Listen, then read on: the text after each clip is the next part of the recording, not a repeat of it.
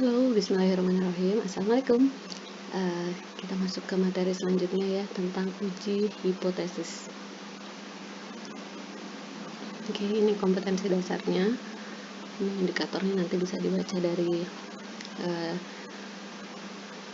PDF yang saya share. Oke.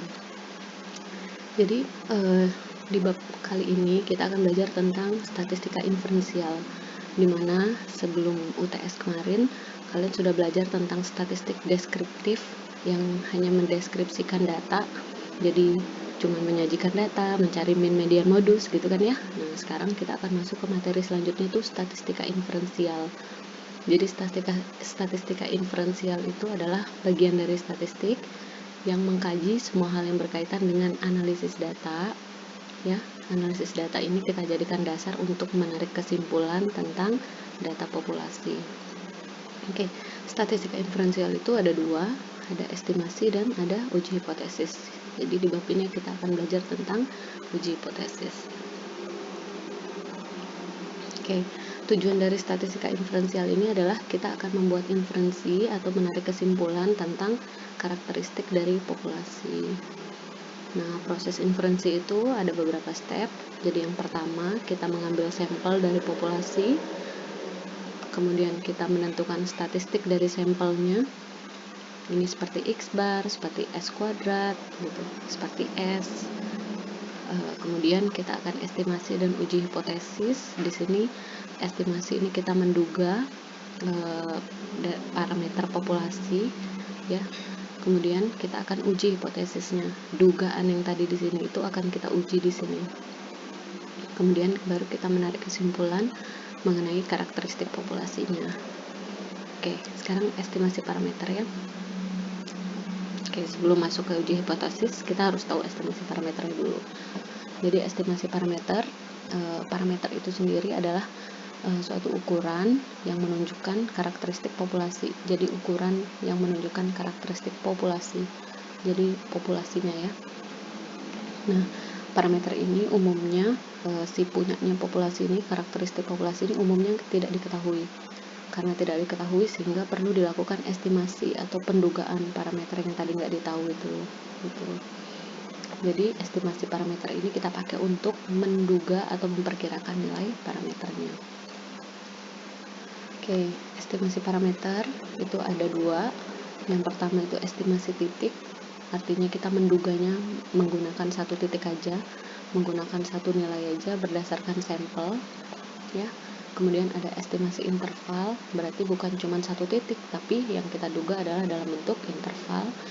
Di sini kita memperkirakan nilai parameternya itu sejumlah nilai berdasarkan sampel, statistik sampel yang berada dalam suatu interval. Jadi estimasi titik ini ada dalam estimasi interval gitu ya. Makanya orang jangan memakai yang titik, karena orang sekalian aja pakai yang interval gitu, karena hasilnya juga lebih disukai oleh banyak peneliti gitu ya.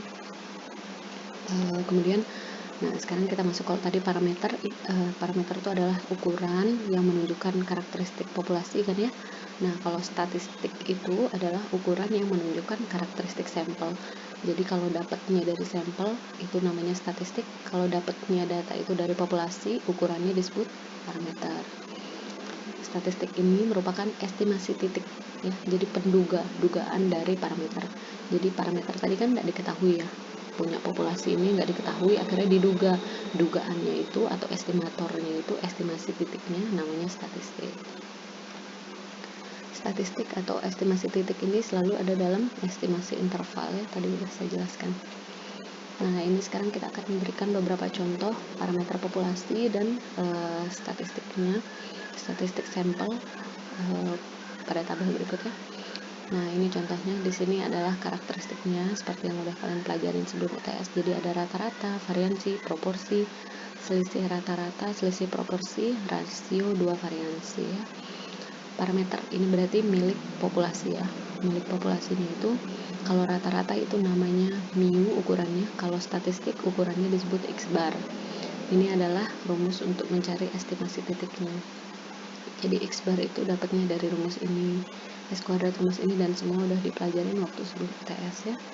Kemudian variansi simbolnya sigma kuadrat, statistiknya adalah S kuadrat untuk sampel ini, untuk populasi. Ini proporsi Pi, kalau statistik P, selisih berarti tinggal selisih rasio berarti pembaginya. Ya, jadi untuk rata-rata dan proporsi dicari selisihnya, tapi kalau variansi dicari rasionya. Oke. Oke, di sini kan selain variansi ada sigma ya. Sigma itu standar deviasi atau simpangan baku. Nah, kita masuk ke uji hipotesis. Nah, uji hipotesis ini tadi udah kita bahas ya, bahwa dia bagian statistika inferensial. Gunanya adalah kita menguji parameter populasi kita, pernyataan tentang parameter populasi berdasarkan sampel yang udah kita dapat. Oke, nah tujuannya adalah untuk mengetahui apakah tadi dugaan tentang populasi kita, kan tadi kita menduga ya, pakai estimasi itu kan kita menduga-duga yang tidak diketahui itu kita duga. Tujuannya adalah apakah dugaan tadi didukung oleh informasi sampel gitu. Kita mau uji dugaan kita itu benar apa enggak. Cara mengujinya gimana? Pakai sampel. Nah, hipotesis itu adalah dugaan sementara ya tentang riset kita, tentang pernyataan penelitian. Hipotesis ini umumnya merupakan pernyataan tentang populasi. Jadi yang ada di dalam hipotesis itu adalah pernyataan tentang karakteristik populasi. Jadi kalau membuat hipotesis, isinya adalah parameter atau karakteristik populasi. Jadi nggak mungkin tuh ada X bar di hipotesis. Yang ada di hipotesis adalah mu, punya populasi. Oke. Karena dia merupakan pernyataan tentang karakteristik populasi, maka dia disebut hipotesis statistik, dugaan dari hasil karakteristik sampel. Oke, ini formulasinya. Jadi cara membuat hipotesis itu formula hipotesis itu ada dua dulu ya sebelum masuk ke caranya. Ada hipotesis nol. Jadi hipotesis nol ini adalah dugaan awal kita, harapannya akan kita tolak nanti dugaan ini, namanya dengan harapan kita tolak karena ini dugaan awal. Nah, nol di sini ini simbolnya H0. Nol di sini ini maknanya keberadaannya itu tidak ada, atau tidak ada pengaruh, atau tidak ada perbedaan, dan seterusnya. Nah, biasanya dalam hipotesis nol itu mengandung pernyataan kesamaan. Jadi sama dengan sekian, sama dengan sekian gitu. Yang selanjutnya, alternatifnya itu adalah hipotesis A atau H1, hipotesis alternatifnya nol ya. Jadi di sini di H1 ini adalah nilai harapan kita berdasarkan teori. Jadi berdasarkan data yang kita dapat ntar. Nah, mengandung ketaksamaan, bisa kurang dari, lebih dari, atau ini tidak sama dengan, ini keliru, ini harusnya tidak sama dengan ya, harapannya diharapkan untuk diterima untuk yang hipotesis alternatif. Nah, sekarang ada dua tipe kesalahan dalam melakukan pengujian dugaan sementara atau uji hipotesis ini. Jadi perhatiin dulu tabel ini. Ini keputusan kita, ini akhir keputusan kita setelah kita analisis gitu ya. Ternyata keputusan kita menerima dugaan awal atau menolak dugaan awal. Nah, kalau di sisi sini ini ada kebenaran aktualnya. Ini yang benar tuh apa sih gitu.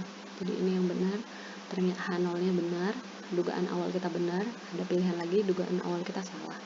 Sekarang kita lihat. Kalau yang pertama, kita menerima H0, ini keputusan kita ya. Kita menerima H0 dan H0 itu benar. Maka yang kita lakukan ini keputusannya sudah benar. Begitu juga kalau kita menolak H0 dan H0 ini salah. Jadi kita menolak sesuatu yang salah. Ini tentu benar ya. Nah, sekarang bagaimana dengan tipe kesalahannya? Misal yang pertama, kita menolak H0 padahal H0 itu benar. Kita tolak padahal dia benar. Nah, kesalahan seperti ini disebut sebagai kesalahan tipe 1. Ya. Kesalahan lain adalah kita menerima H0 atau dugaan awal padahal H0 itu salah. Kita menerima sesuatu yang salah. Maka ini disebut kesalahan tipe 2. Oke. Gitu. Jadi ada dua tipe kesalahan. Kemudian peluang maksimum kita melakukan kesalahan tipe 1 itu biasanya disebut sebagai tingkat signifikan atau taraf signifikan atau taraf nyata atau tingkat kesalahan, lambangnya adalah alfa. Sedangkan peluang maksimum melaksanakan kesalahan tipe 2 itu dilambangkan dengan beta. Jadi ada alfa, ada beta. Ya. Kemudian peluang ini diupayakan sekecil mungkin, namanya juga kesalahan ya. Jadi kita mau peluangnya sekecil mungkin, jangan sampai kita menolak sesuatu yang benar atau menerima sesuatu yang salah. Itu kalau bisa diminimalisir gitu. Yang akan kita pakai ini adalah yang bagian alfa yang akan kita pakai seterusnya di bab ini. Nah, ini langkah-langkah untuk menguji hipotesis, uji hipotesis. Yang pertama adalah kita rumuskan, kita buat dulu hipotesis 0 dan alternatifnya. Buat hipotesis, kemudian kita tentukan taraf nyata atau alfanya, kemudian kita tentukan statistik ujinya, kemudian kita bandingin statistik uji dengan nilai tabel. Ya, nanti kita jelasin di belakang. Kemudian setelah kita bandingin, baru kita pengambilan keputusan dan menarik kesimpulan tentang populasi. Oke. Uji hipotesis rata-rata satu populasi. Kita masuk ke yang satu populasi dulu ya. Jadi kita menduga rata-rata dari satu populasi. Rata-rata itu kalau populasi namanya apa tadi? Mu. Ya. Jadi kita akan menguji rata-rata populasi dengan nilai pembanding tertentu. Nah, jadi kita uji dia tuh sama atau nggak sama dengan suatu angka tertentu, pembanding tertentu. Ya. Dugaannya adalah hipotesisnya bisa 3 macam. Yang pertama adalah kalau kita uji dua arah. Di sini mu ini adalah rata-rata populasi yang kita mau uji. Apakah rata-rata yang kita mau uji sama atau tidak sama dengan nilai tertentu. Jadi mu 0 ini adalah pembanding tertentu. Nanti contohnya, apakah rata-rata IPK mahasiswa UNRAM adalah 3,5 gitu. Nah, maka mu 0 ini adalah pembandingnya 3,5 gitu.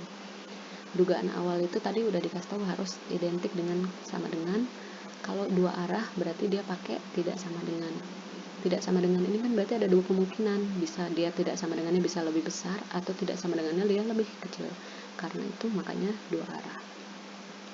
Kemudian satu arah kanan ini berarti lebih dari, di sini sama dengan, di hipotesis nolnya alternatifnya lebih dari, ini satu arah kanan.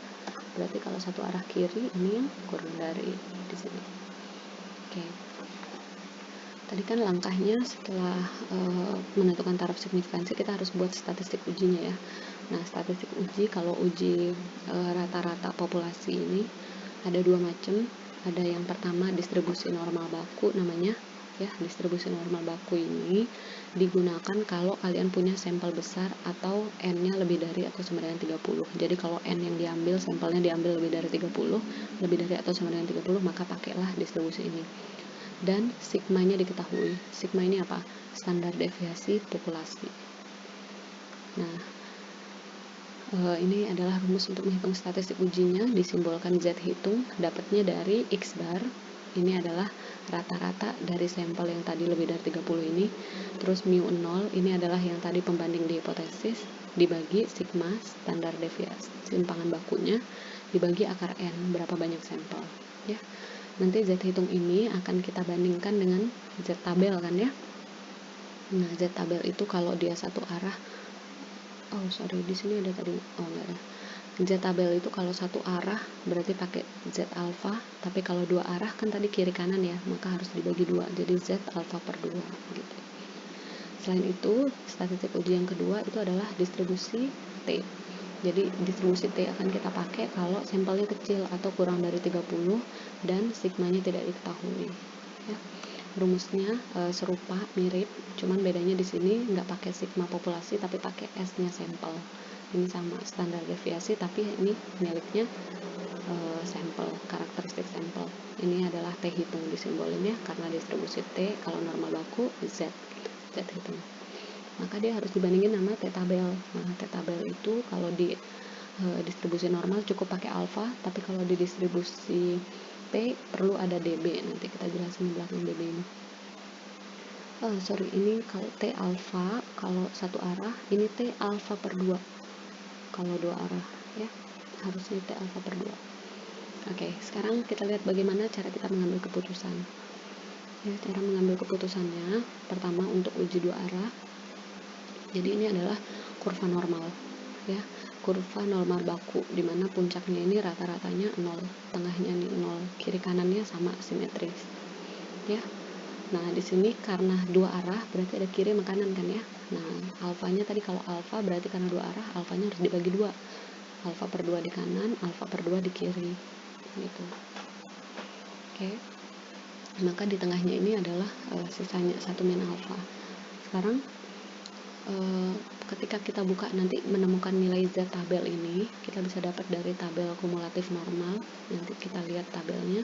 Ini Z alfa per 2, Z-nya ini. Jadi ini di titik ini tuh nilainya Z alfa per 2, terus di titik ini nilainya adalah min Z alfa per 2 karena ini 0, berarti di sini min, di kanannya plus. Ya. Jadi ini adalah nilai peluang alfa per 2, ini adalah kumulatif normalnya. Nanti diambil dari tabel normal. Nah, kapan kita menolak dan kapan kita menerima atau gagal menolak H0 kita itu kalau lebih Z hitung kita, kan tadi kita udah nyari Z hitung ya pakai statistik uji. Nah, kalau nilai yang kita hitung tuh lebih dari yang ini, lebih dari Z alfa per 2, maka atau dia kurang dari yang ini, atau daerahnya ini ya, ada di daerah kanannya ini, misalnya ini ada di daerah kanannya ini, atau dia di kirinya yang ini, maka dia tolak H0-nya. Dugaan awal tadi kita tolak. Tapi kalau dia nilainya ada di antara nilai ini sampai ini alias ada di tengah-tengah ini, maka dia diterima H0-nya.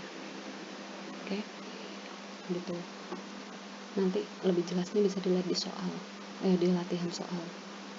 Kemudian gimana kalau yang uji satu arah yang kanan? Berarti kalau satu arah yang kanan kita nggak perlu bagi dua alfanya karena cuma satu arah. Jadi di sini cukup alfa. Maka di sini adalah Z alfanya ya. Kemudian kita akan tolak kalau dia lebih dari, jadi ada di daerah yang ini yang kecil. Jadi tolaknya kalau dia nilainya ada di kanannya angka Z alfa, maka dia tolak, sisanya jadi terima gitu ya. Oh sorry, ini tengahnya tetap 0 tadi. Sekarang kalau satu arah kiri berarti sama persis, cuman bedanya ada di kiri, di sini Z-nya minus. Tolaknya di mana? Tolaknya di yang bagian ini. Jadi H0 ditolak, sisanya berarti kalau dia ada di sini nilainya diterima. Jadi kalau Z hitungnya kurang dari minusnya, maka dia ditolak, sisanya diterima. Oke, ya itu ada yang dua arah, satu arah dan kanan dan kiri. Kalau itu tadi untuk Z ini kan ya, Z ya, Z. Nah, kalau yang T gimana? T-nya sama persis. Karena mereka sama-sama punya kurva yang simetris. Jadi ini sama. Sekarang kita belajar cara membaca tabel ya.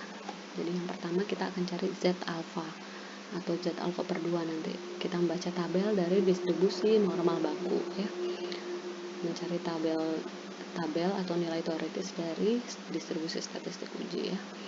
Kita mau cari kalau dua arah berarti cari yang alfa per 2 kiri kanan minus dan plusnya. Kalau arah kanan cari yang plusnya, arah kiri cari yang minusnya. Oke. Sekarang contoh, misalnya kita punya alfa atau tingkat kesalahan, tingkat signifikansi tadi 5%, berarti 5% itu kan alfanya 0,05 ya, peluangnya nilainya 0,05. Maka yang akan kita cari kalau uji dua arah itu adalah Z alfa per 2 dulu, contoh yang kanan. Berarti Z alfa per 2 itu adalah alfanya kan 0,05. Dibagi 2 jadi Z 0,025. Oke. Nah, kita akan cari di sini nilainya Z 0,025, ini min Z 0,025, ini alfanya per 2, ini alfanya per 2. Nah, jadi ini adalah tabel normal yang ada di tabel yang saya kasih nanti. Jadi di luas kurva ini kurva normal ya. Kurva normal ini luasan di bawahnya ini kalau dihitung luasnya itu 1. Ya. Jadi kalau di sini tadi ada alfa, maka di sini 1 min alfa. Kalau di sini alfa per 2 berarti ini 1 min alfa per 2. Oke. Jadi kalau ini tingkat signifikansi kita coba cari yang kanan dulu kan tadi ya. Ini ya, yang Z 0,025.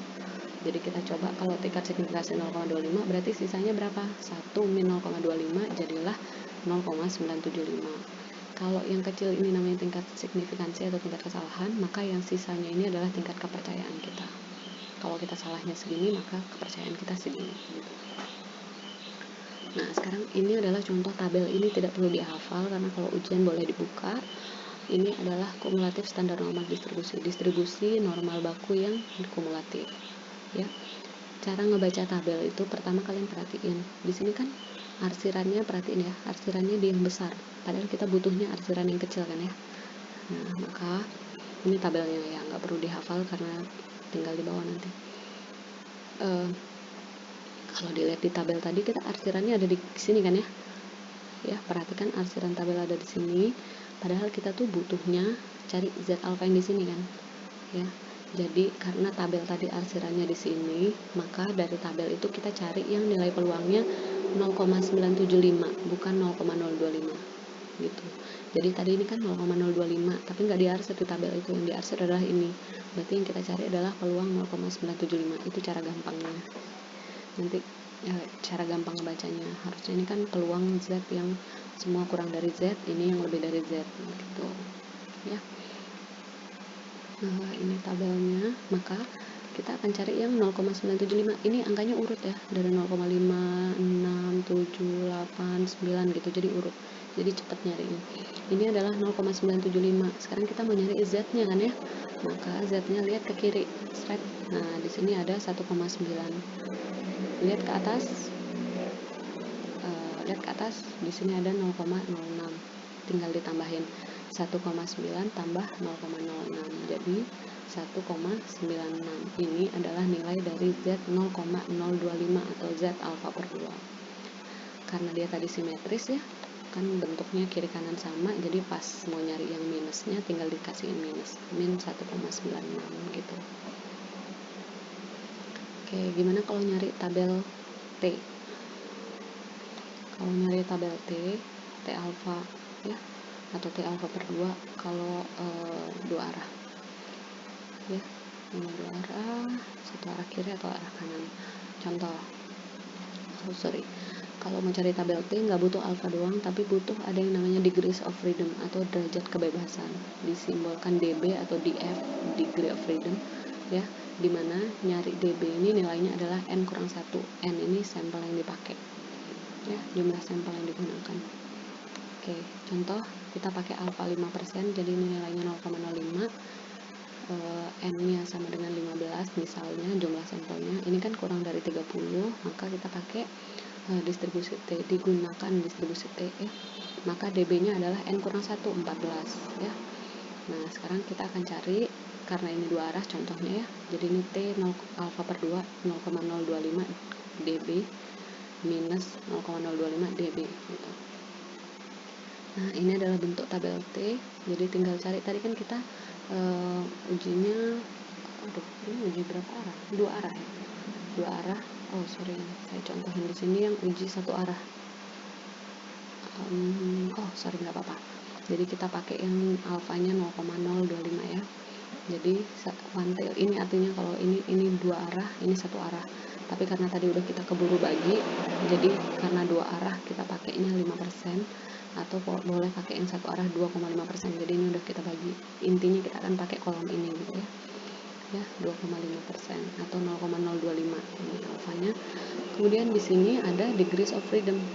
Degree of freedomnya berapa? 14. Jadinya 25 sama 14, cari angkanya berapa? Oh, angka yang cocok adalah 2,145. Jadi T untuk 0,025 derajat bebas 14 itu adalah 2,145. Karena simetris sama kayak normal tadi ya, maka kalau mau cari yang negatifnya, yang kirinya tinggal min 2,145. Oke, contohnya nanti ada di video selanjutnya. Terima kasih. Assalamualaikum.